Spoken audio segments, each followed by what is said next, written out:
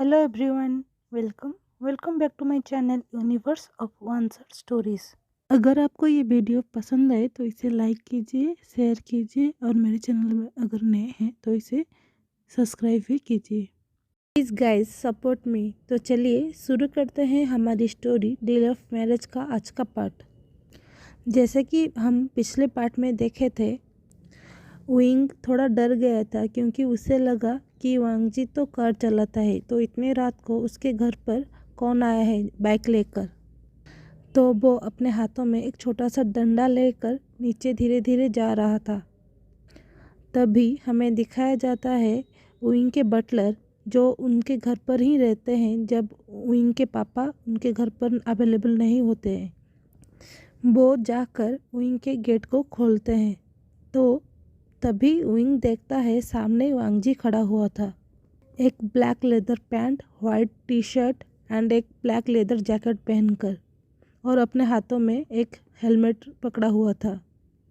जिसे देखकर विंग एक थोड़े ज़ोरों की सांसें लेकर रिलैक्स होता है और अपने हाथों में पकड़े हुए डंडे को वहीं पर नीचे फेंक देता है और वो दौड़कर जाकर वांगजी के गले लग जाता है। जिसे देखकर वांगजी को कुछ समझ में नहीं आ रहा था कि ऐसा क्या हुआ है कि विंग ऐसा इतना डर गया है, क्योंकि वांगजी ये फील कर पा रहा था कि विंग ट्रबल कर रहा है, ट्रम्बलिंग कर रहा है। तो वो अपने दोनों हाथों को विंग के वेस्ट के अराउंड लपेट देता है और उसे ज़ोरों से टाइट से गले लगा लेता है। उन दोनों के ऐसे इंटरेक्शन को देखकर उनके बटलर उन दोनों को प्राइवेसी देने के लिए वहाँ से चले जाते हैं उनके रूम के अंदर। तभी हमें दिखाते हैं वांगजी विंग के कानों के पास अपने सर को रख कर कहता है, विंग क्या हुआ, कुछ हुआ है क्या? जिसे सुनकर विंग अपने तंद्रे से निकल आता है तो तभी उसे महसूस होता है कि वो क्या कर रहा है। तो वो अपने आप को वांगजी की बहक से दूर करते हुए वांगजी की ओर देखते हुए कहता है, मुझे लगा हमारे घर पर वंचाओ आया है। जिसे सुनकर वांगजी भी डर जाता है और विंग के फेस को धीरे धीरे सहलाते हुए पूछता है, क्यों, ऐसा तुम्हें क्यों लगा? तभी विंग कहता है, आपको तो पता है ना, क्यों हमारे पूरे यूनिवर्सिटी में सिर्फ वेंचाओ ही था जो बाइक चलाता था और आप हमेशा अपने स्पोर्ट्स कार से ही आते थे, तो मुझे कैसे पता होगा कि आप बाइक भी चलाते हो? जिसे सुनकर वांगजी भी मुस्कुराने लगता है और उसको धीरे से गले लगाते हुए कहता है, तुम्हें नहीं पता, मैं बचपन से बाइक का शौकीन रहा, लेकिन तब मुझे पापा अलाउ नहीं करते थे। तो जब मैं यूनिवर्सिटी में पढ़ा तब से मैं अपने दोस्तों के साथ मिलकर बाइक रेसिंग करता था। जिसे सुनकर विंग खुश हो जाता है और चहकते हुए कहता है, क्या सच में आप बाइक रेसिंग करते थे? विंग की ऐसी बचकानी सी रिएक्शन को देखकर वांगजी खुश होते हुए कहता है, हाँ मैं करता था। तो विंग पूछता है, लेकिन अब नहीं करते हो आप? तो वांगजी कहता है, अब मुझे वक्त ही नहीं मिलता है। जिसे सुनकर विंग चहकते हुए कहता है, तो ठीक है, इस संडे को हम दोनों बाइक रेसिंग के लिए जाएंगे। आप ऐसे भी समझ सकते हो ये हम दोनों का पहला डेट होगा। जिसे सुनकर वांगजी चौंकते हुए विंग की ओर घूरने लगता है और तभी विंग को एहसास होता है कि उसने जल्दी जल्दी में और बहुत ही ज़्यादा खुशी में क्या कह दिया है। उसके बाद वो थोड़ा शर्मा जाता है और वांगजी के ओर बिना देखे हुए कहता है, आप यहाँ पर खड़े क्यों हो? चलो अंदर चलो, मुझे बहुत ज़ोरों की भूख लगी है। आपने कहा था ना आप मुझे खाना बनाकर खिलाएंगे। जिसे सुनकर वांगजी समझ जाता है कि विंग को एम्बैरेसमेंट फील हो रहा है, तो वो विंग को कंफर्टेबल फील कराने के लिए कहता है, ठीक है चलो, किचन कहाँ है मुझे बताओ। और वो दोनों किचन की ओर चले जाते हैं। भी वांगजी विंग से पूछता है, तो बताओ तुम क्या खाना चाहते हो? जिसे सुनकर उइंग कहता है, आप जो भी बनाओगे मैं खाऊंगा, लेकिन आज मुझे थोड़ा नूडल्स खाने का मन हो रहा है। जिस बात को सुनकर वांगजी मुंह बनाते हुए कहता है, तो ठीक है, मैं नूडल्स बनाऊंगा, लेकिन वो मेरे स्टाइल में होगा। जिसे सुनकर उइंग भी कुछ और नहीं कह पाता है और वो दोनों मिलकर नूडल्स बनाने लगते हैं। उसके बाद हमें दिखाते हैं उइंग नूडल्स को बनते हुए देख रहा था। वो देख रहा था वांगजी कितनी स्पीड से वेजिटेबल्स को कट कर रहा था और वो और भी ज़्यादा वांगजी की ओर मेस्पराइज होकर देखने लगता है। उसके बाद हमें दिखाते हैं वो दोनों मिलकर डाइनिंग टेबल को अपने बनाए हुए नूडल्स से सजाते हैं और मिलकर खाते हैं। जब खाना कंप्लीट हो जाता है तब उइंग देखता है कि वक्त 10 बज रहा था, तो वो वांगजी की ओर देखते हुए कहता है, सर आप एक काम कीजिए, आप आज मेरे घर पर रह जाइए और कल सुबह आप यहाँ से चले जाना। जो बात को सुनकर वांगजी एक टीजिंग सी स्माइल देते हुए उइंग से कहता है, क्या सच में तुम ऐसा चाहते हो? जिसे सुनकर उइंग कहता है, सर आप कुछ ऐसा वैसा मत सोचिए, मैं सिर्फ कह रहा हूँ कि आप मेरे पापा के रूम में रह जाइए। अगर पापा के रूम आपको सही नहीं लग रहा है, आप गेस्ट रूम में रुक जाइए, ना कि मैं आपको ये कह रहा हूँ कि आप मेरे रूम में रुकिए। जिसे सुनकर वांगजी हंसते हुए उइंग की ओर देखते हुए कहता है, तुम्हारा कितना डर्टी माइंड है, तुम्हें क्या लगा मैं इस बारे में सोच रहा हूँ? और तुम चिंता मत करो, मैं ठीक से घर पहुँच जाऊँगा और पहुँचने के बाद तुम्हें मैसेज कर दूँगा। जिसे सुनकर उइंग सिर्फ हाँ में सर हिला देता है और वो वांगजी को छोड़ने के लिए उनके गेट के पास जाता है।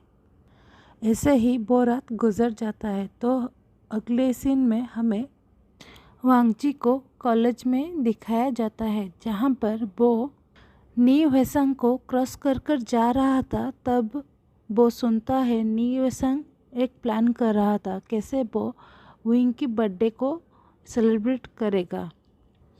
जिसे सुनकर वांगजी को याद आता है कि उइंग की 21st बर्थडे कुछ ही दिनों में आ रहा है और उस दिन उनके पापा उन दोनों के एंगेजमेंट के बारे में अनाउंस करेंगे अपने बुलाए गए गेस्ट के सामने, और उस दिन उन दोनों का ऑफिशियली एंगेजमेंट होगा।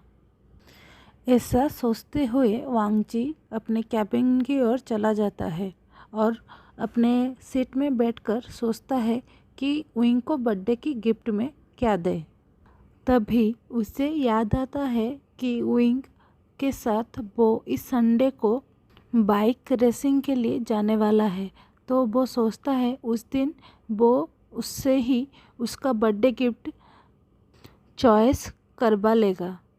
उस तरफ हमें उइंग को उसके क्लासरूम में दिखाया जाता है, जहाँ पर वो सिजुई एंड नी वेसंग मिलकर बातें कर रहे थे कि वो इस संडे को कहीं पर घूमने जाएंगे। जिसे सुनकर वेनिंग कुछ दूर से उनके तरफ एक पेपर बॉल थ्रो करके कहता है, गाइस क्या मैं तुम लोगों को ज्वाइन कर सकता हूँ? जिस बात को सुनकर उइंग भी बहुत ज़्यादा खुश हो जाता है और वो इस बीच ये भूल ही जाता है कि वो वांगजी को इस संडे को रेसिंग देखने के लिए रेसिंग करने के लिए बुलाया था। ऐसे ही कुछ दिन बीत जाता है और संडे के दिन भी आ जाता है और तभी हमें दिखाया जाता है उइंग तैयार होकर जल्दी में अपने स्टेयरकेस से नीचे आ रहा था, क्योंकि उसके तीनों दोस्त नीचे उसका इंतज़ार कर रहे थे। उसके बाद हमें दिखाया जाता है वो चारों मिलकर मिस्टर वे से गुड बाय कहकर वहाँ से चले जाते हैं और थोड़ी देर बाद हमें इवनिंग में दिखाया जाता है वांगजी अपने बाइक को लेकर उइंग के घर के सामने आकर रुका और वो उइंग के घर के अंदर चला जाता है, जहाँ पर वो देखता है कि मिस्टर वे सोफे में बैठकर मैगज़ीन पढ़ रहे थे। वो जाकर मिस्टर वे को ग्रीट करता है और उनके पास ही पड़े गए सोफे पर जाकर बैठ जाता है, जिसे देखकर मिस्टर वे चौंकते हुए पूछते हैं, बेटा आप यहाँ पर क्या कर रहे हो? जो बात को सुनकर वांग जी को लगता है उइंग अपने पापा से परमिशन लेना भूल गया है, इसीलिए वो उनसे पोलाइटली पूछता है, पापा। तभी वांग जी के मुंह से पापा सुनकर मिस्टर वे वांग जी की ओर देखकर मुस्कुराने लगते हैं और हमारा वांग जी जिसे देखकर शर्मा जाता है और तभी कहता है, पापा क्या मैं उइंग को अपने साथ लेकर बाइक रेसिंग के लिए जा सकता हूँ? जिसे सुनकर मिस्टर वे चौंकते हुए कहते हैं, क्या तुम उसके साथ बाइक रेसिंग के लिए जाना चाहते हो? लेकिन वो तो घर पर नहीं है। वांग जी ये बात को सुनकर कहता है, क्या पापा विंग घर पर नहीं है? लेकिन वो तो कह रहा था कि वो मेरे साथ जाने वाला है इस संडे को। जो बात सुनकर मिस्टर वे कहते हैं, शायद वो भूल गया है, इसीलिए तो आज सुबह से ही वो अपने दोस्तों के साथ घूमने के लिए चला गया है। जो बात सुनकर वांग जी कहता है, क्या नीवेसंग के साथ? तभी मिस्टर वे कहते हैं, नहीं बेटा, नीवेसंग सिर्फ नीवेसंग साथ नहीं, उसके साथ भी वेन और सिजुई भी था। जो बात सुनकर जो वांग जी सैड हो गया था वो गुस्सा करने लगता है, लेकिन वो अपने इमोशन को कंट्रोल करते हुए मिस्टर वे से कहता है, ठीक है पापा, तो मैं चलता हूँ। जिसे देखकर मिस्टर वे कहते हैं, लेकिन बेटा तुम तो अभी आए हो ना, थोड़ी देर रुक तो जाओ, विंग अभी आने वाला ही होगा। जो बात को सुनकर वांग जी एक्सक्यूज़ बनाते हुए कहता है, लेकिन पापा मुझे और भी काम है, अभी मुझे याद आया। जिसे सुनकर मिस्टर वे भी कुछ नहीं कह पाते हैं और वांग जी उनके घर से निकल जाता है। तो ठीक है, तो कल हम देखेंगे हमारे वांगसन की लाइफ में क्या होने वाला है। And thank you to everyone for all your support and keep supporting me, and also thanks for watching.